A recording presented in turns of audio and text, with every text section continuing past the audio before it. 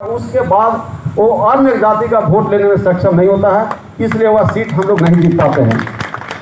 फिर पूछे कि क्या पोजीशन क्यों नहीं जीता, हम कि सर जो भी कैंडिडेट आज तक गए हैं वह खाली आपका जो सामाजिक न्याय का जो वोट है उसके बाहर निकलते ही नहीं है और न उन लोगों का वोट लेते हैं। इसके कारण लगातार वहाँ आज 15 वर्षों से पार्टी हमारी हार रही है।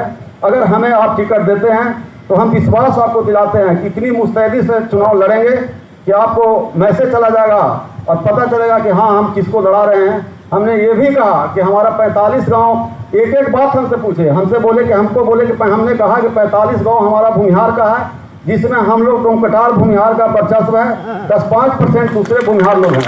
तो बोले कि टिकारी जो गोपाल शरण था हो, हम कि हाँ गोपाल शरण वाला ही हम लोग हैं। तो हमने उनको विश्वास दिलाया कि अगर आप मुझे आरजेडी से टिकट देते हैं तो एक भाई अगर तीर का झंडा टांगेगा तो दूसरा भाई ललटेन का झंडा टांगेगा।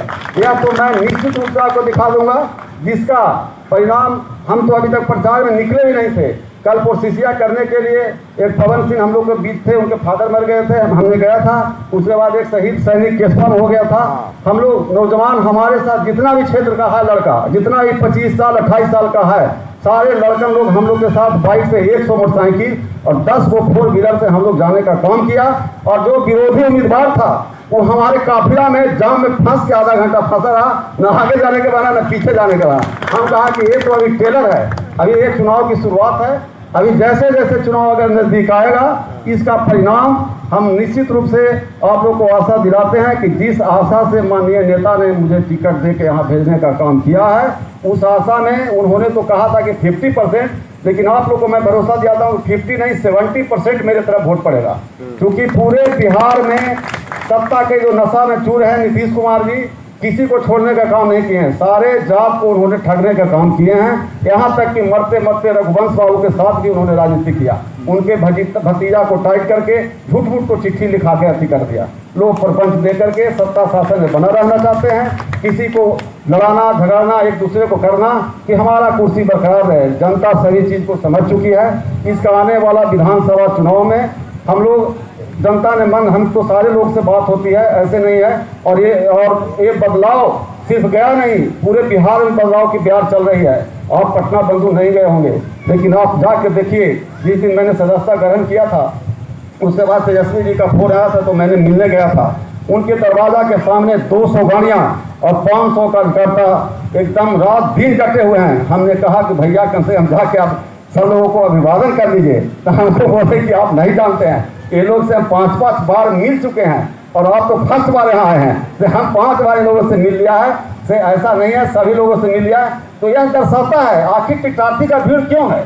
भीड़ इसलिए होता है कि इसका जनता में मांग ज़्यादा है, जिसका जनता में मांग ज़्यादा है इसलिए टिकटार्थी ज़्यादा होते हैं। यह सत्ता परिवर्तन का लहर होता है, दिखाई पड़ता है कि हाँ सत्ता परिवर्तन की ओर जा रहा है। और अबरी तेजस्वी प्रसाद यादव जी को मुख्यमंत्री बनाने से सच में कोई नहीं रोक सकता है, क्योंकि जो उनका मिशन जो चल रहा है, हमसे आधा घंटा बात उनको हुई थी एक एक बिंदु पर। हमसे 10 विधानसभा को उन्होंने फीडबैक लिया।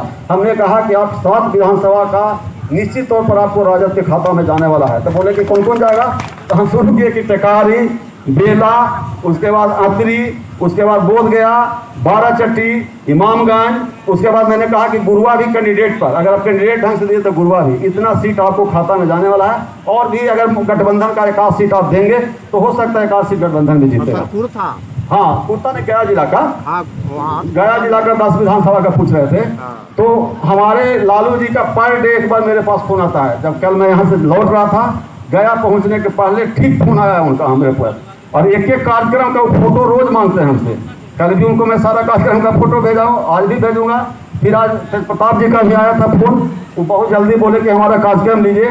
तो हम कहें कि भैया हम 2-4 दिन में ऑफिस सेट कर लेते हैं, तो बहुत जल्दी आएंगे। और हम लोग का कार्यालय का उद्घाटन आदरणीय हम लोग को तेज प्रताप जी के द्वारा हमारा कार्यालय का उद्घाटन होगा, और सब साथी हम लोग मिलजुल के। और यहाँ से निश्चित रूप से आप मन बना लीजिए कि कोई दुनिया का ताकत रोकने वाला नहीं है। अबरी 2020 का जो चुनाव होगा उसमें ललटेन का झंडा फहरेगा और ललटेन का प्रत्याशी यहाँ विजयी होगा।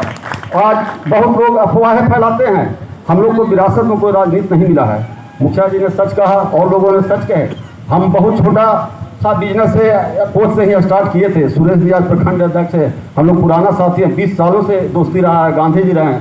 छोटा छोटा बिजनेस व्यापार करके आज इस कदम पर आप लोग के सामने पहुंचा हूं। मेरे में कोई आज भी जो पहले था वो आज भी है और कल भी रहेंगे। कभी भी कोई मेरे में बदलाव नहीं हुआ है और न होगा। और आप लोग ये निश्चिंत रहिए कि हम लोग को अगर आप लोग आशीर्वाद देकर अगर मौका इस क्षेत्र से मिलता है तो आपकी कहीं दौड़ने, कहीं धूपने, कहीं करने की कोई आवश्यकता नहीं है। सारी व्यवस्था के तहत सारा पब्लिक और सारा जो जन समस्या का काम होगा निश्चित रूप से हम लोग बैठा के और करने का काम करेंगे।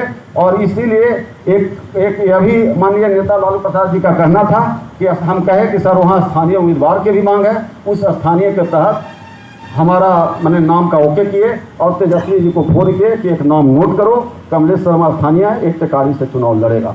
ये बात जुलाई की ही थी, लेकिन हमने कहीं गया नहीं आया, हम सोचे कि सब बात हो ही गई है, लड़ाना ही है पार्टी को। इसी के तहत लालू जी ने ही तय किया था बोले थे तेजस्वी जी को कि पटना में मिलन समारोह करा देना है कमलेश का और वहीं अति करेगा, तो उन्हीं के द्वारा डेट हम लोग को दिया गया था और दे करके आप लोग तो सब लोग गए ही थे। बहुत लोग हमने जो काम किया वो ऐतिहासिक राष्ट्रीय जनता दल के प्यून से मैंने पूछा कि भाई बताओ कि यह कार्यालय में जो मिलन समारोह हुआ, इस मिलन समारोह में जो हमारा मिलन समारोह हुआ, ऐसा मिलन समारोह और किसी